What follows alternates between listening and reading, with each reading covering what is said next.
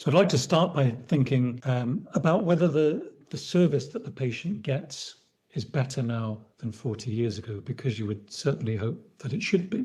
It's certainly true that hospital stay is shorter. We use more evidence-based medicine. We have better training and supervision, and we have better treatment and governance protocols. And one example in the reference there is the dramatic reduction in MRSA rates as a result of hygiene protocols. It's also true that despite the fact that the NHS has a huge number of inefficiencies, its productivity has actually been rising. That's the blue line in the chart, compared with other public sector areas in the yellow line, or the wider economy, which is the grey.